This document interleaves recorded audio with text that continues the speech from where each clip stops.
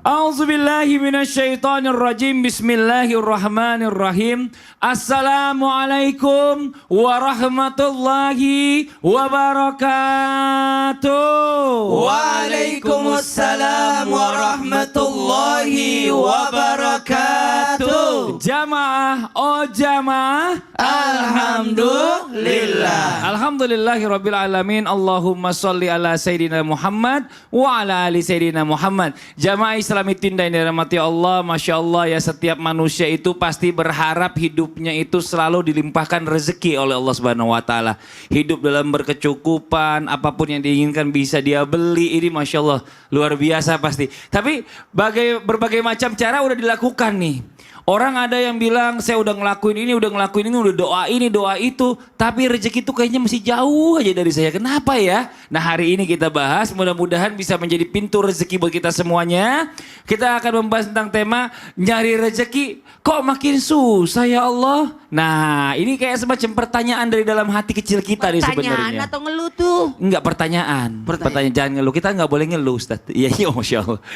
Ustaz dikasih ceramah. Bukan. Iya. Kan itu ungkapan kata-katanya, nadanya itu loh. Iya. Nah sekarang saya ajak dulu Ustadz nih ya, buat jamaah juga yang di rumah untuk melihat sebuah video viral nih tentang banyak orang yang melamar kerja sampai memenuhi satu pabrik. Ini dia tayangannya. Ya ini Masya Allah ya, kalau kita lihat sekarang ini memang fenomenanya itu luar biasa. Banyak banget orang yang di rumah itu nggak ngapa-ngapain, nyari kerja kayak susah banget. Mau coba udah sana sini segala macam belum kebuka juga pintu rezekinya. Nah tapi ada juga orang yang udah mendapatkan pekerjaan nih Ustadz Maulana, mohon izin. Cuma dirasakan pekerjaannya kok kayaknya nggak membawa keberkahan buat dia. Contoh misalnya ternyata di kantornya itu ada peraturan buat perempuan nggak boleh pakai hijab sana gitu. Jadi kalau misalnya mau ke kantor yang dari rumah pakai hijab sampai kantor lepas. Nah ini bagaimana nih Ustadz nih, kalau resign ini kan juga nggak gampang cari kerja. Lihat aja tadi satu pabrik penuh semua orang. Yang ngelamar kan berarti persaingan makin ketat. Mohon izin penjelasannya, tafadhol Ustaz. Makasih banyak Mas Fadli yang banyak kerjaan. Amin ya Allah, amin. Ustaz ilmu Anda Ustaz. Bismillahirrahmanirrahim. Assalamualaikum warahmatullahi wabarakatuh.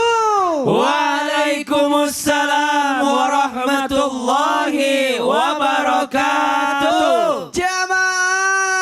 Yeay. Oh jamaah. Yeay. Alhamdulillah. Alhamdulillahirabbil alamin. Allahumma shalli ala sayyidina Muhammad wa ala sayyidina Muhammad. Satu bentuk pujian dan rasa syukur kita 6 Muharram 1444 Hijriah. 4 hari lagi kita akan masuk hari Asyura, yakni tepatnya hari Senin tanggal 8 Agustus. Dan ingat, puasalah 2 hari itu, yakni Tasu'a dan Asyura. Berarti hari Ahad dan Senin kita puasa ya. Masya Allah tabarakallah. Dan menyikapi tentang pekerjaan tidak sesuai dengan harapan, keinginan kita ini, keinginan kita ini. Dan ketahuilah satu hal buat kita, alhamdulillah kalau bisa, mohon maaf, sikapilah pekerjaan itu dengan bentuk kesyukuran.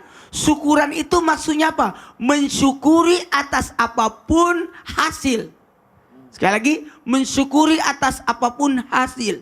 Karena dalam hal ini kebanyakan kita, mohon maaf astagfirullahaladzim, kalau melihat hasilnya cuma sekian, coba lah tanya saudara-saudara kita yang hasil kerjanya gaji pendapatannya sekian. Waduh, 300.000 per bulan, mana cukup ya. Tapi cukup aja. Karena kenapa? Karena dibarengi dengan kesyukuran. Karena apa? Ada berkah di dalamnya. Ada berkah di dalamnya. Kemudian ada lagi apa?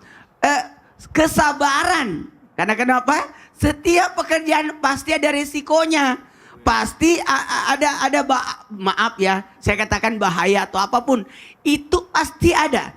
Maka dalam hal ini barengi bukan hanya kesyukuran, tapi satu lagi kesabaran dalam hal kesulitan. Tadi kita lihat Masya Allah betapa sabarnya dari jam 6 sampai jam 8 panas-panasan.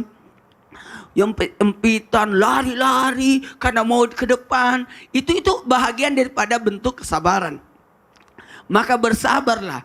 Maka dalam hal ini kalau tadi kata Mas Fadli ada yang tidak pakai hijab, harus buka hijab dan sebagainya, kembali lagi mohon maaf astagfirullahaladzim, sebaiknya jangan mengorbankan syariat Islam untuk dalam hal pekerjaan kita. Kalau agama melarang kita membuka aurat, sementara di sana adalah membuka aurat, berarti sudah menyalahi aturan agama.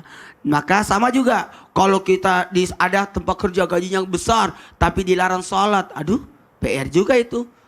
Mohon maaf tanpa menggurui, hanya mengingatkan, yakin menurut kita buruk tapi menurut Allah itu jauh lebih baik. Maka dahulukan Allah dalam segala aktivitas kita.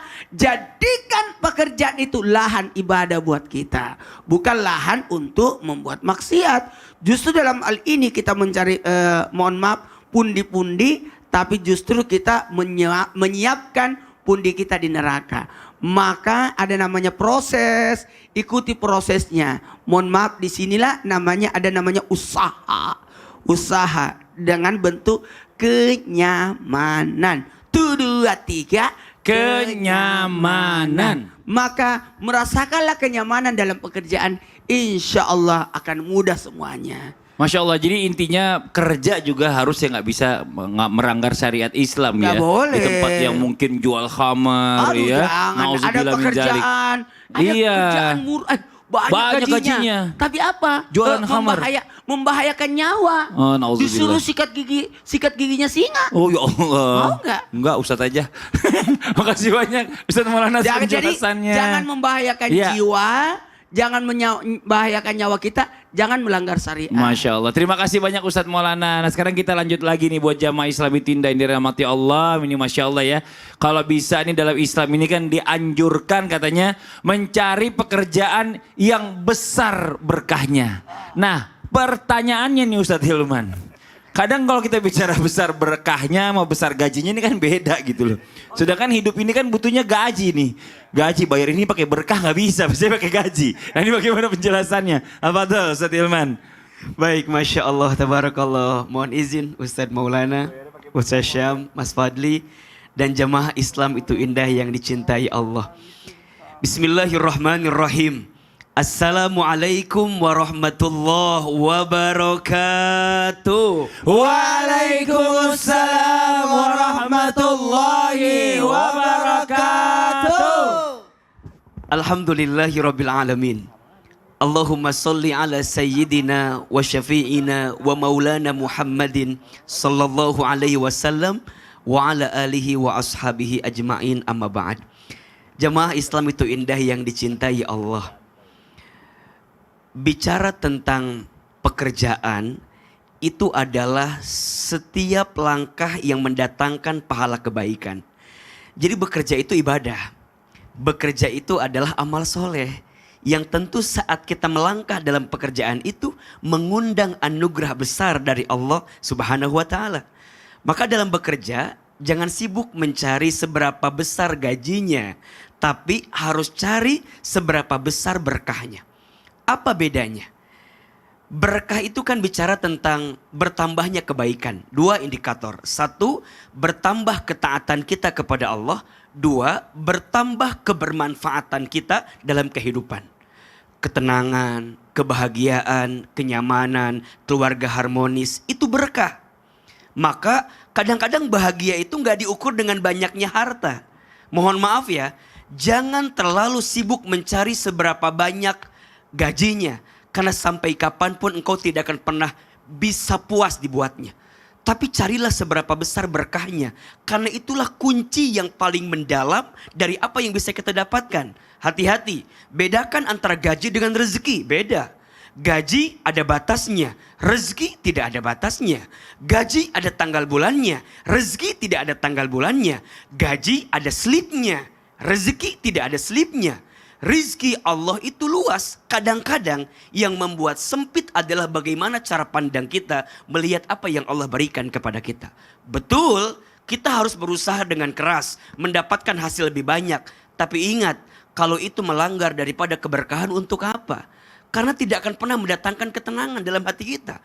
Yang ada resah, yang ada gelisah. Misalnya mohon maaf ya, rekeningnya bertambah.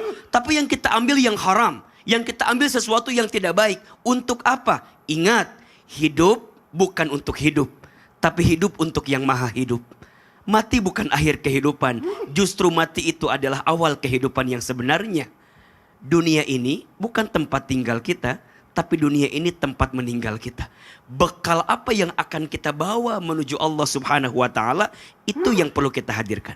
Maka terakhir, ada satu doa yang boleh diamalkan oleh jamaah sekalian agar kita mendapatkan harta yang berkah, mendapatkan rizki yang berkah.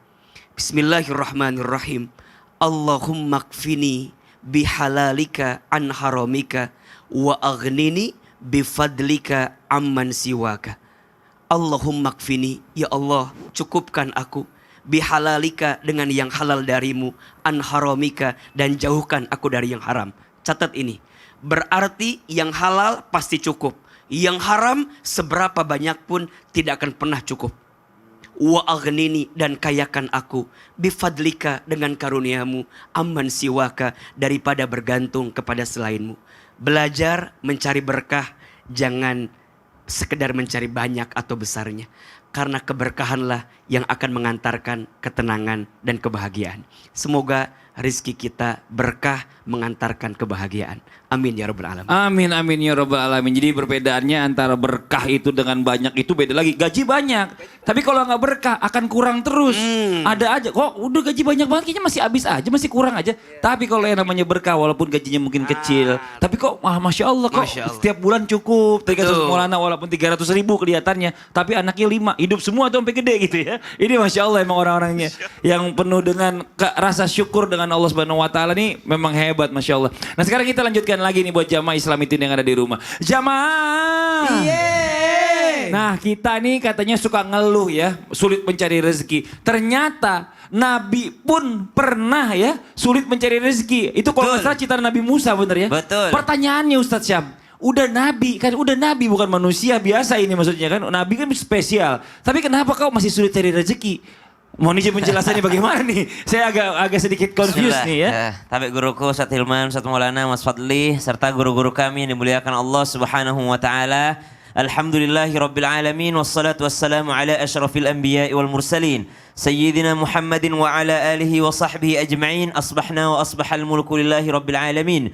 Subhanaka la ilma lana illa ma 'allamtana innaka antal alimul hakim. Rabbi shrah li sadri wa yassir li amri wahlul 'uqdatam min lisani yafqahu qawli waj'al li wazira min ahli. Amin amin amin ya rabbal alamin. Rabbi inni lima anzalta ilayya min khairin faqir. Wahai Tuhan, sungguh aku sangat membutuhkan bantuanmu, kebaikanmu, karena aku sangat fakir pada saat ini. Karena aku sangat lemah pada saat ini. Itu doa Nabi Musa alaihissalam ketika ada peristiwa di mana Nabi Musa alaihissalam melerai suatu pertengkaran. Ketika Nabi Musa alaihissalam melerai suatu pertengkaran, tiba-tiba terdorong oleh tangan Nabi Musa alaihissalam, meninggallah seorang, yakni daripada warga Mesir asli. Jadi Nabi Musa alaihissalam bersama dengan Bani Israel bertemu dengan warga Mesir asli yang mana pada saat itu pemerintahannya yakni daripada Fir'aun. Maka mereka bertengkar pada saat itu. Nabi Musa sebagai orang yang bijak, terkenal kecerdasannya, kebaikannya,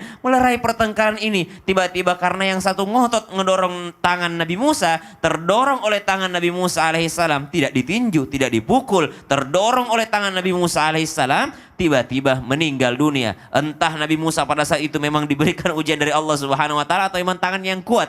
Maka meninggal dunia orang ini, dikejar Nabi Musa alaihissalam oleh pemerintahan Firaun. Firaun memang sudah lama ingin menangkap Nabi Musa alaihissalam, tapi tidak ada alasan. Hari ini ada alasan yang bagus untuk menangkap dan memenjarakan Firaun. Dia telah membunuh seseorang. Maka dikejarlah Nabi Musa alaihissalam oleh Firaun tadi. Dikejar Nabi Musa alaihissalam oleh Firaun. Maka subhanallah, namanya buronan gak mungkin sempat datang ke rumahnya ambil duit. Namanya buronan gak mungkin datang ke rumahnya ambil emasnya. Gak mungkin diambil bajunya dulu baru lari. Langsung lari Nabi Musa alaihissalam tanpa membawa apa-apa, tanpa membawa sesuatu apapun itu. Maka tibalah dalam pelarian Nabi Musa alaihissalam di kota Madian. Maka pada saat berada di kota Madian, dia meminta kepada Allah Subhanahu wa taala, Rabbi inni lima anzalta ilayya min khairin faqir. Dalam surah Al-Qasas ayat 24 disebutkan doa Nabi Musa. Ba'da naqul a'udzu billahi minasyaitonir rajim.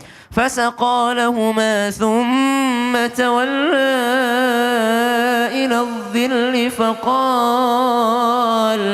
فقال رب إني لما أنزلت إلي من خير فقير. Nabi Musa minta tolong kepada Allah. Apa jawaban Allah pada saat itu? Tiba-tiba Allah kirimkan 2 orang wanita yang sedang kesulitan untuk memberikan minum ternaknya karena banyak laki-laki di sumur itu. Lihat cara Allah menjawab doa Nabi Musa. Nabi Musa minta tolong, justru Allah kirimkan orang yang mau minta tolong kepada Nabi Musa. Subhanallah. Kadangkala kita minta tolong sama Allah, ya Allah berikan rezeki. Yang datang sama kita orang mau minjem duit.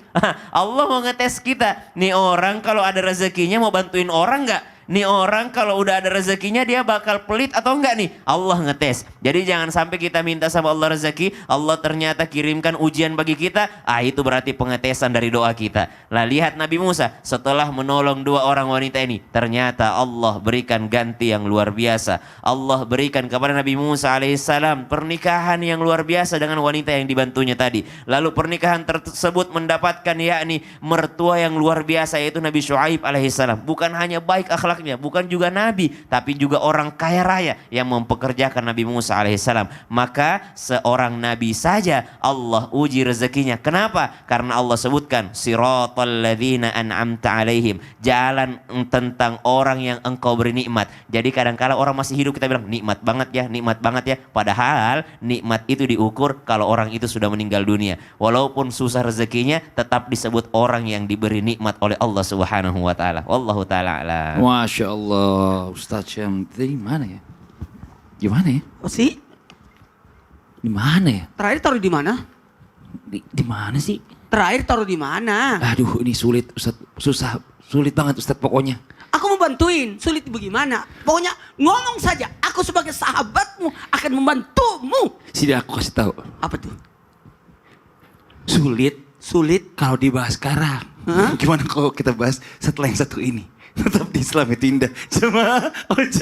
Alhamdulillah. Kalau pembahasan ngapain cari?